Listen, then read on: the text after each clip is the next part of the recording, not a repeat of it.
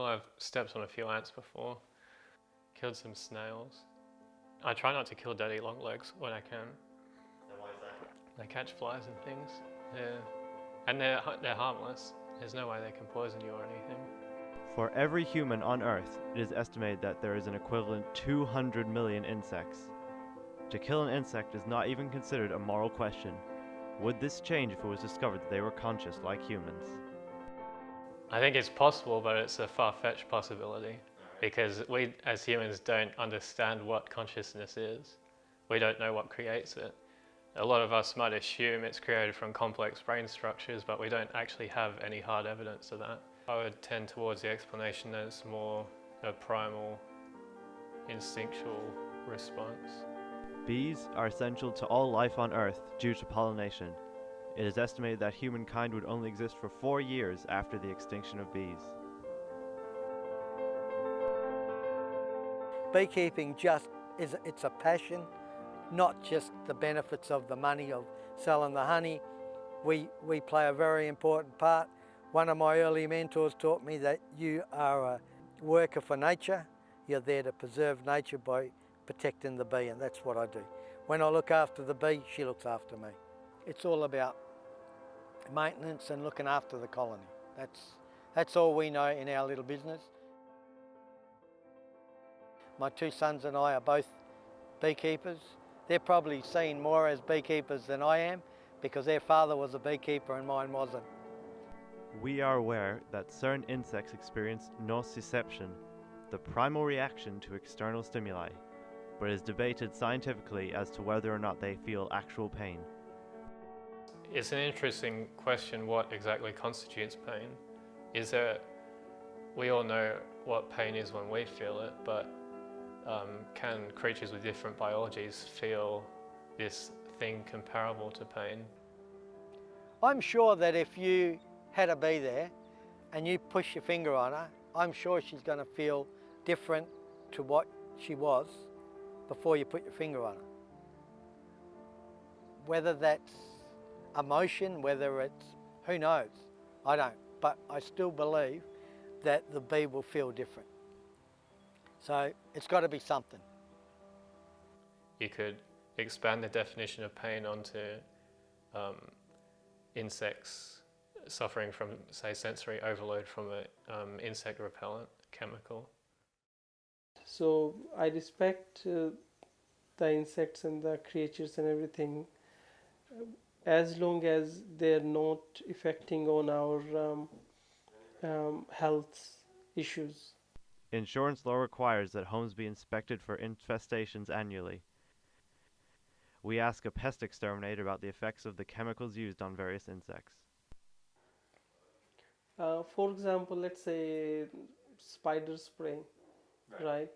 So spider spray, the way it works is when we spray around the gutters and near the window frames and all of that, what happens, it creates the effects around their nest, so it makes them come out from their nest, and that's what then they get in the contact with the chemical, and it affects on them, and then they die. Right. And compared to cockroaches, we use a gel-based stuff for cockroaches. What happens is it works as a bioeffect. They eat that gel, think it's a food, and they end up spreading to each other in the whole colony. So different chemicals being designed in thinking of the pest nature.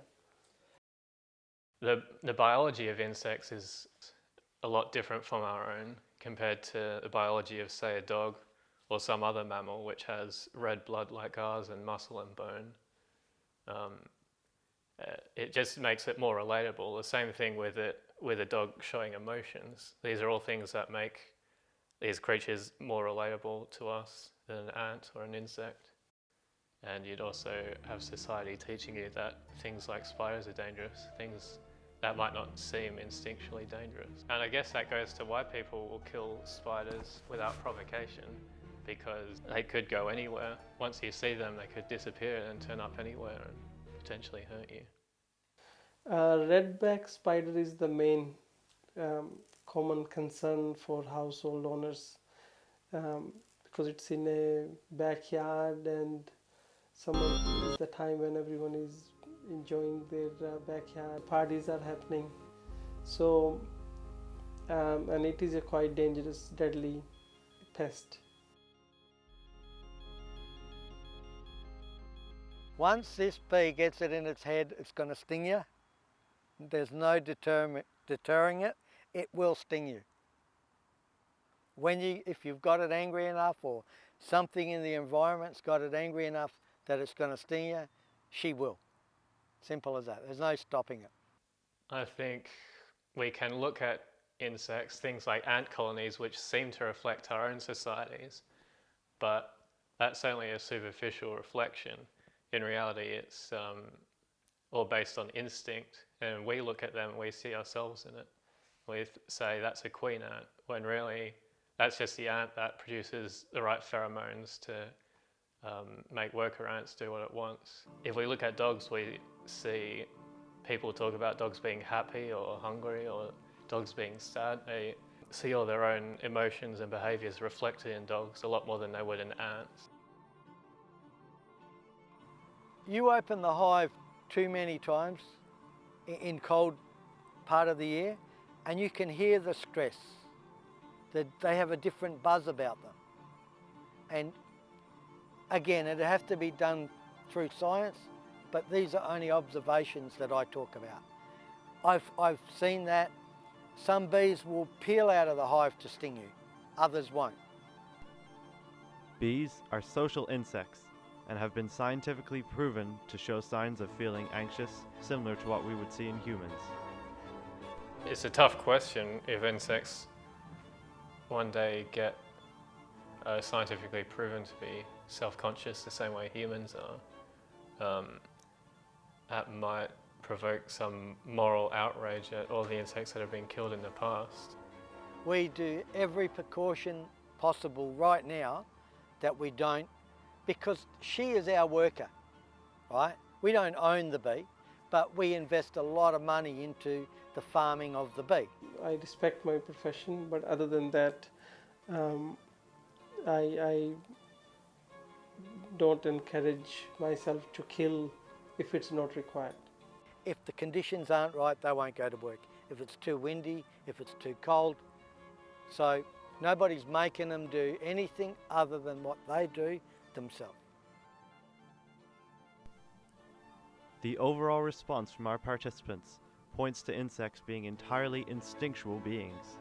To what extent insects experience a level of consciousness is still scientifically uncertain.